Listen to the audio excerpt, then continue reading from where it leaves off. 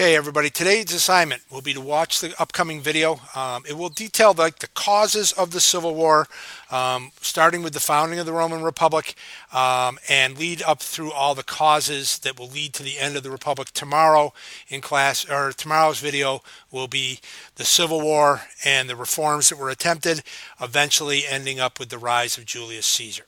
Okay, so you need to take notes on this. There are a couple questions embedded in that I will want you to stop the video and answer them in your notes. Okay, so Roman Republic. As we've already read and talked about in class, in 509 BCE, the Romans drive out the Etruscans who had ruled them. They establish a new form of government called the Republic, and in the Republic, officials are chosen by the people. This is different from Greece, which has the direct democracy of all male citizens being able to vote. Rome has a representative democracy, so not everybody gets involved in the government, just representatives of that. But it's based on the same principle of popular rule. Okay, the most powerful governing body is the Roman Senate. Senates are members of the landowning upper class called patricians. These are very wealthy people. They elected two consuls who kind of served as like co-presidents. They supervised the business of the government, command the armies. And whenever they were at war, one of the consuls would lead the army, the other would stay home and govern the country. And this system lasts for a good long time. The other faction or social group would be the plebeians. These are the farmers, merchants, artisans, and traders. They make up most of the population with the exception of slaves. Slaves have no rights whatsoever. The plebeians do have a plebeian assembly, and they elect people called tribunes who are in charge of trying to keep their best interests at heart in the Senate. Okay, so under Roman law, male head of household has authority over his wife and family. What the father says goes, or oldest son if the father is dead. During the late years of the Republic, early years of the Empire, reforms start to undertake, and we'll look at some of those reforms tomorrow. They allow women to hold more prominent public roles and own successful businesses. Additionally, further reforms are proposed by Tiberius and Gaius Gracchus, and we will discuss those again tomorrow in the next video, and they include redistribution of land, citizenship for everybody. Now that doesn't include slaves, and it is only people that own property. This threatens the power of the patricians. The wealthy don't like this, and both of the Gracchi brothers are assassinated. Eventually, the Republic codifies its laws in the 12 tables, which you read about in your homework, and we will discuss it a little bit in class in the coming days. Okay, right now I'd like you to stop the video and answer in your notes these three questions. What is a dictator? What powers does a dictator have? And what is the problems with having a dictator? You should be able to figure these out, I would think, and we'll see how you did. We'll check them in class tomorrow. Okay, so this brings us to the beginnings of the Civil War and the end of the Roman Republic. And we're going to start with talking not so much about the war itself, but what caused it. Okay, so in 270 BC, Rome had conquered all of Italy. Rome's a militaristic society. It's a military-led society. Has a highly professional army. They are organized into legions of roughly 9,000 men. The Romans went on to conquer Carthage, Macedonia, Greece, parts of Asia Minor, as well as what is modern-day France and Spain, and even parts of Great Britain. They never made it across the Rhine and Danube in any great numbers to conquer into the areas that were more Germanic in background. We'll get to that towards the end of the unit. This leads to a widening gap between rich and poor and increased corruption, because when you went out on military conquest, you usually got to keep some of the goodies that the army captured, which helped you to become wealthy. Okay, the first major wars for the Romans are the Punic Wars. Okay, approximately 340 BC, the Roman army begins the conquest of the Roman Italian peninsula, and this leads to a war with Carthage, who is, as you look on the map, Carthage owns all the land in purple. And gradually, as the Romans move out of Italy into some of these other areas, the Carthaginians take a little umbrage with that, and it ends up in war.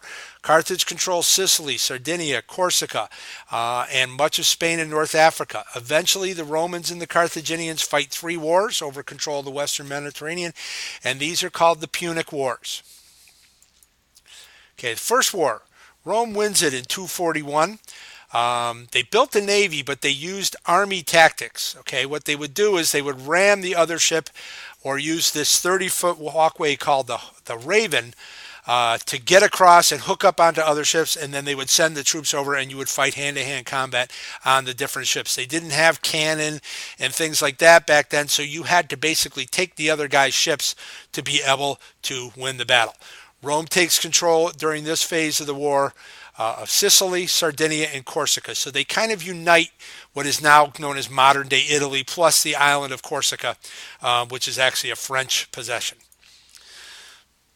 Second war, Rome wins also, but it doesn't do so quickly.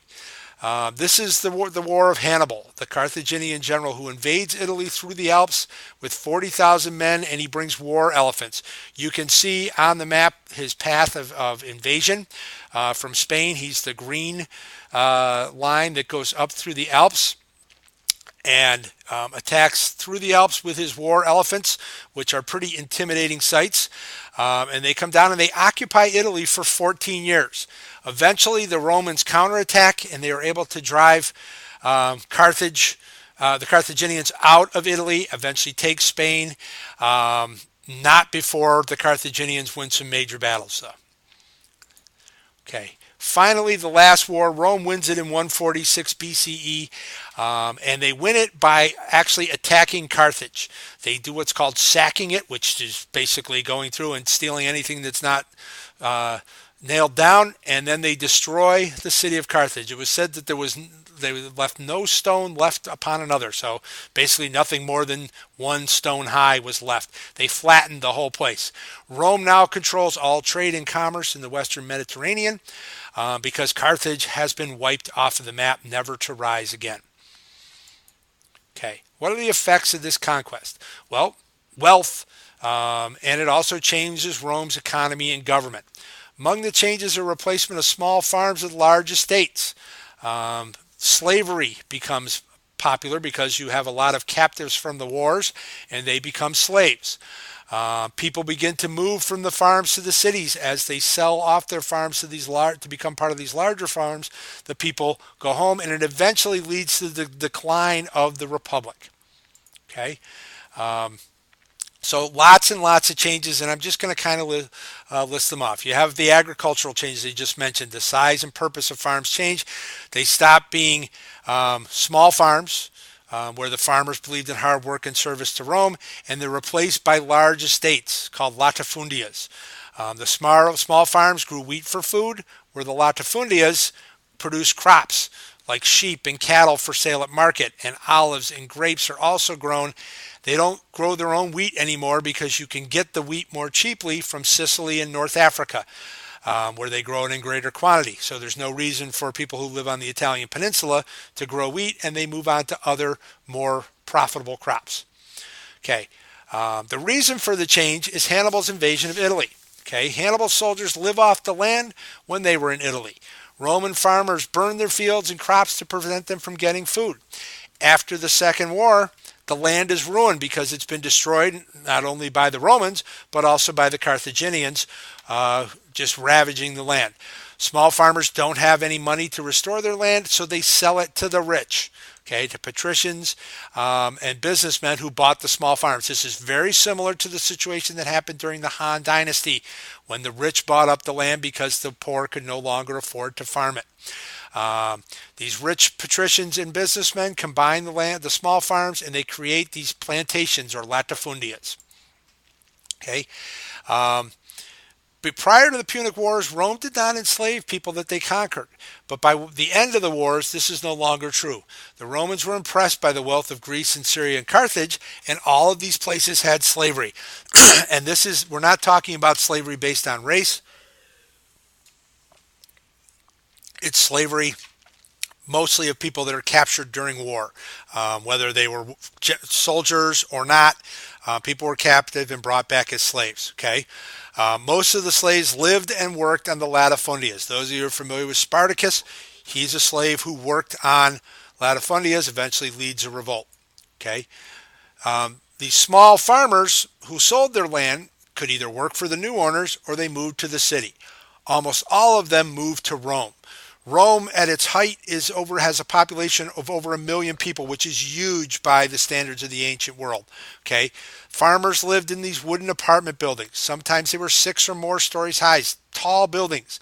The living conditions are terrible. It's a lot like America of the late 1800s that you studied about during the age of industrialization last year. And the aqueducts which brought the water to the city aren't connected to the apartment buildings.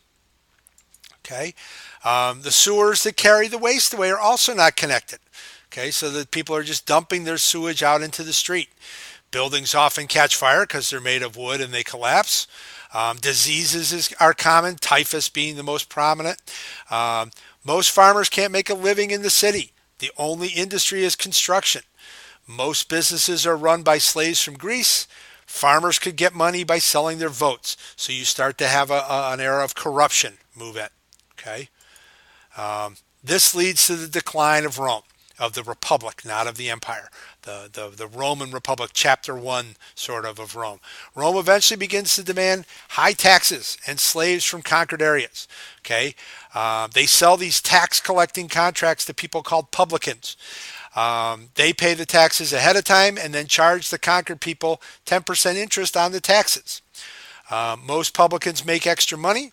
By 135 BCE, Rome is in trouble. Farmers have no money. The rich Romans get their luxuries from elsewhere besides Rome. Artisans lose business. Government officials are too busy getting rich to pay attention. Sounds like America. Okay, you have this huge gap begin to develop between the rich and the poor. The poor hate the rich for what they had done to them.